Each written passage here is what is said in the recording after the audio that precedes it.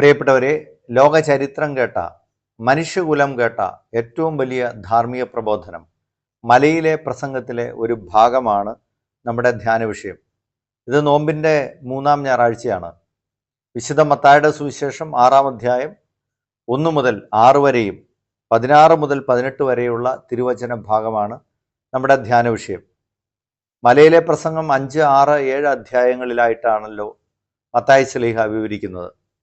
മലയിലെ പ്രസംഗത്തിലൂടെ ഈശോ അവതരിപ്പിക്കുന്ന ദൈവരാജ്യം പ്രാപിക്കാൻ എങ്ങനെ ലോകത്ത് ജീവിക്കണം എന്നാണ് ഈശോ പറയുന്നത്. അതിൻ്റെ പ്രായോഗിക പാഠങ്ങളാണ് ഈശോ ജനങ്ങളെ പഠിപ്പിക്കുന്നത്. ആ ധാർമ്മിക പ്രബോധനമാണ് ലോകം ഇന്നേ വരെ കേട്ടതിൽ വെച്ച് ഏറ്റവും മഹത്തായ ധാർമ്മിക പ്രബോധനം. അതിനപ്പുറത്തേക്ക് വേറൊന്നുമില്ല. എവറസ്റ്റ് കൊടുമുടിയുടെ മുകളിൽ കയറിയതിന് ശേഷം പിന്നീട് താഴേക്ക് മാത്രമേ ഉള്ളൂ എന്ന് പറഞ്ഞ പോലെയാണ് ഇതിന് ശേഷമുള്ള ഒരു പ്രബോധനവും അതിനു മുമ്പോ പിമ്പോ ഉള്ള ഒരു പ്രബോധനവും ഈശോയുടെ ഈ മലയിലെ പ്രസംഗത്തിലെ പ്രബോധനങ്ങളോട് കിടപിടിക്കാൻ പറ്റുന്നതല്ല. അപ്പോൾ അത്രയേറെ അതിശ്രേഷ്ഠമായ ആ പ്രബോധന ഭാഗത്തിലെ ഒരു ഭാഗമാണ് നമ്മുടെ ധ്യാന വിഷയം. ഇവിടെ ഈശോ പറയുന്നത് യഹൂദരുടെ ഭക്താഭ്യാസങ്ങളെ കുറിച്ചാണ്. യഹൂദ ജനതയുടെ ഭക്താഭ്യാസങ്ങൾ പ്രധാനമായും 3 കാര്യങ്ങളെ ആശ്രയിച്ചിരുന്നു. 613ഓളം നിയമങ്ങൾ അവർക്കുണ്ട്. ആ നിയമങ്ങളോട് ചേർന്ന് ആത്മീയ ജീവിതത്തിൻ്റെ നങ്കൂരമായി 3 കാര്യങ്ങളായിരുന്നു ഉണ്ടായിരുന്നത്. അതിലൊന്ന് ഉപവാസമാണ്, 2 പ്രാർത്ഥന, 3 ദാനധർമ്മം. അപ്പോൾ ഈ ഭാഗത്ത് ഈ 3 കാര്യങ്ങളെക്കുറിച്ചും ഈശോ വിശകലനം ചെയ്യുകയാണ്. അതിനുശേഷം അതിൻ്റെ യഥാർത്ഥ ചൈതന്യം എന്തായിരിക്കണം എന്ന് ഈശോ പഠിപ്പിക്കുകയാണ്. കാരണം യഹൂദ ജനത ഇതെല്ലാം അനുഷ്ഠിച്ചിരുന്നു. പക്ഷേ അതിൻ്റെ ആദിമ ചൈതന്യത്തെ നഷ്ടപ്പെടുത്തി ഇതെല്ലാം അനുഷ്ഠിച്ചിരുന്നത് മറ്റുള്ളവരെ കാണിക്കുന്നതിന് വേണ്ടിയുള്ള കാര്യമാക്കി മാറ്റിയിരുന്നു. അതായത് കാരുണ്യപ്രവർത്തികൾ ചെയ്യുന്നത്, ഭക്താനുഷ്ഠാനങ്ങളൊക്കെ ചെയ്യുന്നത് മറ്റുള്ളവരുടെ പ്രശംസ ലഭിക്കുന്നതിന് വേണ്ടിയാക്കി യഹൂദ ജനത മാറ്റി.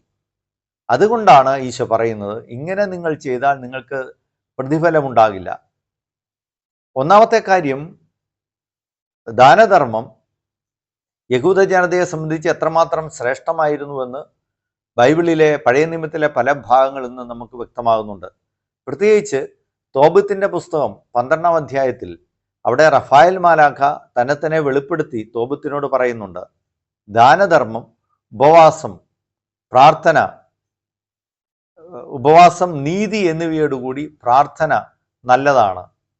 അപ്പോൾ ഈ ദാനധർമ്മവും നീതിയും ഏകദേശം ഒരുപോലെ തന്നെ കരുതിയിരുന്ന ഒരു ചിന്തയും പഴയ നിയമത്തിൽ നമ്മൾ കാണുന്നത്. റൈച്ചിയസ്നെസ് എന്ന് പറഞ്ഞാൽ അതിനെ ദാനധർമ്മവും നീതി എന്നൊക്കെ ആയിട്ട് വ്യാഖ്യാനിച്ചിരുന്നു. നീതിമാന്റെ പ്രധാനപ്പെട്ട ഒരു സവിശേഷത, നീതിമാൻ ദാനധർമ്മം ചെയ്യുന്നയാളാണ് എന്നതാണ്. പിന്നെ നമ്മൾ കാണുന്നുണ്ട്, തോബിത്തിൻ്റെ പുസ്തകം 12-ാം അധ്യായം 9-ാമത്തെ വചനത്തിൽ നമ്മൾ കാണുന്നുണ്ട്, ദാനധർമ്മം ഒരാളെ മരണത്തിൽ നിന്ന് രക്ഷിക്കുന്നു, അത് സകല പാപങ്ങളും നീക്കിക്കളയുന്നു. അതിൻ്റെ പിന്തുടർച്ചയിലാണ് നമ്മുടെ ശ്രാദ്ധ കർമ്മങ്ങളിൽ ഒരു പ്രാർത്ഥനയുള്ളത്. ജീവിതകാലത്ത് ഇയാൾ ചെയ്ത ദാനധർമ്മങ്ങളെ പ്രതി ഇയാളുടെ പാപങ്ങളും കടങ്ങളും മോചിക്കണമേ. അങ്ങനെ ഒരു പ്രാർത്ഥനയുണ്ട്. നമ്മളത് പരമ്പരാഗതമായി അനുഷ്ഠാനം പാലിച്ചു പോന്നിരുന്നു. പ്രത്യേകിച്ച് ഭാരത ക്രിസ്ത്യാനികൾ നമ്മുടെയൊക്കെ ഭവനങ്ങളിൽ കൊച്ചു കുഞ്ഞുങ്ങളെ കൊണ്ട് മറ്റുള്ളവർക്ക് ദാനധർമ്മങ്ങൾ ചെയ്ത് പഠിപ്പിച്ചിരുന്ന ഒരു പാരമ്പര്യം ഉണ്ടായിരുന്നു. പല വീടുകളിലും ആഴ്ചയിലൊരിക്കലോ മാസത്തിലൊരിക്കലോ ദാനധർമ്മം ചെയ്യുന്ന ഒരു പ്രത്യേകമായിട്ടുള്ള ഒരു രീതി തന്നെ ഉണ്ടായിരുന്നു. നമ്മുടെ പല ബിഷപ്പ് സർവീസുകളോടും ചേർന്ന്, അല്ലെങ്കിൽ നമ്മുടെ പല അഗതി മന്ദിരങ്ങളോ മഠങ്ങളോടും ചേർന്ന് ഒക്കെ ഈ ഒരു കാര്യം അനുഷ്ഠിച്ച് പോന്നിരുന്നു. അപ്പോൾ ദാനധർമ്മം നമ്മുടെ ആത്മീയ ജീവിതത്തിൻ്റെ അടിസ്ഥാനപരമായിട്ടുള്ള ഒരു കാര്യമായിട്ട് യഹൂദ ജനത കരുതിയിരുന്നു. അത് നമ്മളും പിന്തുടർന്ന് പോന്നിരുന്നു. ഈശോ ഇവിടെ തിരുത്തുന്നത്, ഇതിൻ്റെ യാഥാർത്ഥ്യത്തിൽ നിന്ന് ഇതെന്തിനായിരുന്നോ അതിൻ്റെ ചൈതന്യം നഷ്ടപ്പെടുത്തിയിട്ട് ഇത് മറ്റുള്ളവരുടെ പ്രശംസ നേടാൻ വേണ്ടി നമ്മൾ ചെയ്യുന്നതിൻ്റെ ആ നിഷ്ഫലതയാണ് ഈശോ എടുത്ത് കാണിക്കുന്നത്. അങ്ങനെ പ്രശംസ നേടാൻ വേണ്ടി നമ്മൾ ചെയ്താൽ ദൈവ തിരുമുമ്പിൽ പ്രതിഫലം ഉണ്ടാകില്ല എന്ന് പറയുന്നു. പിന്നെ ഈശോ രണ്ടാമത് ഉപവാസത്തെക്കുറിച്ച് പറയുന്നു. യഹൂദ ജനത ഉപവാസം അനുഷ്ഠിച്ചിരുന്നത് ചില കണിശക്കാരായ യഹൂദർ മോശ 10 കൽപ്പനകൾ നേടാൻ വേണ്ടി സീനാമലയിലേക്ക് പോയതിനെ അനുസ്മരിച്ചുകൊണ്ട് ആഴ്ചയിൽ 2 പ്രാവശ്യം ഉപവസിച്ചിരുന്നു. ഉപവസിക്കുമ്പോൾ അവർ തല മൂടിയിരുന്നു, അതുപോലെ ചാരം പൂശിയിരുന്നു. അപ്പോൾ അതിലൂടെ ഇവർ ഉപവസിക്കുകയാണ് എന്നുള്ള മറ്റുള്ളവർക്കെല്ലാം വ്യക്തമായിരുന്നു. ആ സമയങ്ങളിൽ അവർ ദാനധർമ്മം ചെയ്യുമ്പോൾ മുമ്പിൽ കാഹളവും മുഴക്കിയിരുന്നു.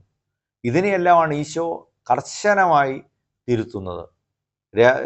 പറയുന്നത് സ്വർഗസ്വനായ പിതാവെങ്കിൽ നിങ്ങൾക്ക് പ്രതിഫലമില്ല എന്ന് തന്നെ ഈശോ പറയുകയാണ്. അപ്പോൾ ഈ ഭാഗത്തിൻ്റെ യഥാർത്ഥമായ ഈശോ പഠിപ്പിക്കുന്നതിൻ്റെ യഥാർത്ഥമായ അർത്ഥം എന്താണെന്നുള്ള ആദ്യ വാക്യങ്ങളിൽ തന്നെയുണ്ട്. മറ്റുള്ളവരെ കാണിക്കാൻ വേണ്ടി 6:1 ഇതുണ്ട്. കാണിക്കാൻ വേണ്ടി അവരുടെ മുമ്പിൽ വെച്ച് നിങ്ങളുടെ സൽക്രമങ്ങൾ ചെയ്യാതിരിക്കുവിൻ എന്നാണ് ഈശോ പറയുന്നത്. അനുഷ്ഠിക്കാതിരിക്കാൻ സൂക്ഷിച്ചുകൊള്ളുവിൻ, അല്ലെങ്കിൽ നിങ്ങളുടെ സ്വർഗസ്വനായ പിതാവെങ്കിൽ നിങ്ങൾക്ക് പ്രതിഫലമില്ല. അപ്പോൾ ഇതാണ് ഈ ഭാഗത്തിൻ്റെ സാരസംഗ്രഹം. മറ്റുള്ളവരെ കാണിക്കാൻ വേണ്ടി നമ്മൾ സൽകൃത്യങ്ങൾ അനുഷ്ഠിക്കരുത്.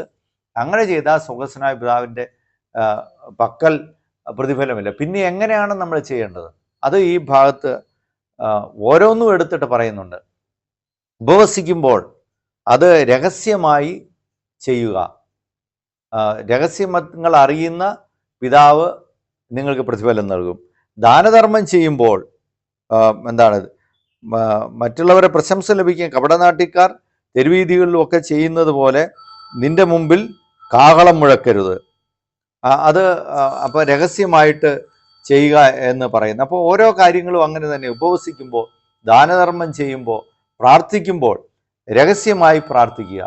അപ്പോൾ അതാണ് ഈ ഭാഗത്തിൻ്റെ ആകെയുള്ള കാര്യമെന്ന് പറയുന്നത്, ഇതിൻ്റെ രത്നച്ചുരുക്കം എന്ന് പറയുന്നത്. പ്രിയപ്പെട്ടവരെ, ഇനി നമ്മൾ പ്രായോഗിക ചിന്തകളിലേക്ക് വരുമ്പോൾ ഈ കാര്യങ്ങൾ അധികരിച്ച് തന്നെ 2-3 കാര്യങ്ങൾ മനസ്സിലേക്ക് വരുന്നത് ഇതാണ്. ഒന്നാമത് പ്രധാനപ്പെട്ടതായിട്ട് ഓർക്കുന്നത്, ക്രിസ്മസ് പപ്പ നിക്കോളാസ് എന്ന് പറയുന്ന ആ മെത്രാൻ, അദ്ദേഹം അതിനോട് ചേർന്ന് ക്രിസ്മസ് പപ്പായുടെ ആ ചരിത്രത്തോട് ചേർന്നിട്ട് നമുക്ക് കിട്ടുന്ന ഒരു വലിയ പാഠമുണ്ടല്ലോ. നിക്കോളാസ് എന്ന് പറയുന്ന മെത്രാൻ, അദ്ദേഹം പാവപ്പെട്ട ഒരു കൃഷിക്കാരൻ്റെ മക്കളെ വിവാഹം കെട്ടിച്ചു വിടാൻ പണമില്ലാതെ വലിയ ഇരുട്ടിലാകുന്ന സമയത്ത് രാത്രിയിൽ വന്ന് ആരും അറിയാതെ പണക്കിഴി ഇട്ടിട്ട് പോകുന്ന കാര്യം. രണ്ടാമത്തെ ഒരെണ്ണം നമ്മൾ ഓർക്കുന്നത് വില്യം മീഡ്സിൻ്റെ ഒരു കവിതയാണ്, ഒരു സോണറ്റാണ് ഇരിക്കാം. അത് ഫാദർ ഗില്ലിജൻ എന്ന് പറഞ്ഞ് അദ്ദേഹത്തിൻ്റെ അടുത്ത് അന്ത്യകൂദാശ നൽകണമെന്ന് പറഞ്ഞുകൊണ്ട് ഒരാൾ വരികയാണ്. വരുന്ന സമയത്ത് അദ്ദേഹം ആകെ അസ്വസ്ഥനാണ്. കാരണം ഒത്തിരിയേറെ ജോലി തിരക്കിൽ I have no rest, no joy, no happiness എന്ന് പറഞ്ഞ് അദ്ദേഹം അസ്വസ്ഥനാകുന്നു. എന്നിട്ട് വരാമെന്ന് പറയുന്നു, പക്ഷേ അദ്ദേഹം ഉറങ്ങിപ്പോയി. അവസാനം സംഭവിക്കുന്നത് എന്താണെന്ന് ചോദിച്ചാൽ, അദ്ദേഹം പിന്നീട് കുറ്റബോധത്തോടുകൂടി ആ വീട്ടിൽ ചെല്ലുമ്പോൾ അദ്ദേഹത്തെ ഈ ആളുടെ ഭാര്യ പറയുകയാണ്, രോഗാവസ്ഥയിലായിരുന്ന ആളുടെ ഭാര്യ പറയുകയാണ്, ഫാദർ വന്നു പോയതിൻ്റെ ഉടനെ തന്നെ ഭർത്താവ് മരിച്ചുപോയി എന്ന് പറയാണ്. അപ്പോൾ ആ സമയത്ത് ഈ ഫാദർ ഗില്ലിജൻ മുട്ടുകുത്തി പറയുകയാണ്, who have made the stars has sent one of his great angels to help me in my need. അപ്പോൾ ചന്ദ്രതാരങ്ങളെ സൃഷ്ടിച്ച, നക്ഷത്രങ്ങളെ സൃഷ്ടിച്ച ആ ദൈവം വലിയൊരു മാലാഖയെ അയച്ച് എന്നെ സഹായിച്ചിരിക്കുന്നു. പ്രിയപ്പെട്ടവരെ, ഈ തരത്തിൽ നമ്മുടെ പ്രവർത്തനങ്ങൾ നമ്മൾ എങ്ങനെയാണ്, അതുപോലെ തന്നെ നമ്മൾ ചിന്തിക്കേണ്ടതുണ്ട്. നമ്മൾ വളരുന്ന തലമുറയെ നമ്മൾ പഠിപ്പിക്കുന്നുണ്ടോ? ദാനധർമ്മങ്ങൾ ചെയ്യാൻ പഠിപ്പിക്കുന്നുണ്ടോ? നമ്മൾ വല്ലപ്പോഴുമെങ്കിലുമൊക്കെ നമ്മുടെ ആത്മീയ കാര്യങ്ങളെ ചിട്ടപ്പെടുത്തുന്നതിന് നോമ്പിലും പ്രാർത്ഥനയിലും ഒക്കെ ആയിരിക്കാൻ നമ്മൾ പഠിപ്പിക്കുന്നുണ്ടോ? വേറൊരു കാര്യം കൂടെ ഓർക്കുന്നുണ്ട്. നമ്മുടെ ഇതിൻ്റെ ചൈതന്യമാണ് പ്രധാനപ്പെട്ടത് എന്നതിനെ സൂചിപ്പിക്കുന്ന ഒരു ചെറിയൊരു കഥ. ഒരു ഉപവാസം എടുക്കുന്ന കുറേ പേര് ഇങ്ങനെ പോകുന്ന സമയത്ത് ഒരു വൃദ്ധനായ മനുഷ്യൻ ഭക്ഷണം കഴിക്കുന്നത് കാണുകയാണ്. അവർക്ക് അരിശം വരുന്നു. ഉപവാസം എടുക്കേണ്ട സമയമാണ്. അപ്പോൾ വൃദ്ധൻ ഭക്ഷണം കഴിക്കുന്നു. അവരടുത്തു വന്ന് ചോദിക്കുന്നു, താങ്കൾക്ക് ഉപവാസം ഇല്ലേ? അപ്പോൾ അദ്ദേഹം പറയാണ്, ഉണ്ട്, ഞാൻ ആരോടും കള്ളം പറയുന്നില്ല, ഞാൻ മനഃപൂർവ്വം ആരെയും ദ്രോഹിക്കുന്നില്ല, എൻ്റെ മുമ്പിൽ കൈനീട്ടുന്ന ഒരുവനെ ഞാൻ സങ്കടപ്പെടുത്തി അയക്കുന്നില്ല. ഇപ്പോൾ പ്രായമായതിനാലും ശരീരം അസ്വസ്ഥമായതിനാലും ഭക്ഷണം കഴിക്കുന്നതേ ഉള്ളൂ.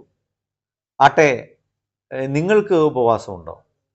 അപ്പോൾ പെട്ടെന്ന് ആ അസ്വസ്ഥരായിരുന്ന ആളുകൾ പറയാണ്, ഞങ്ങൾ ഭക്ഷണം കഴിക്കുന്നില്ലെന്നേ ഉള്ളൂ.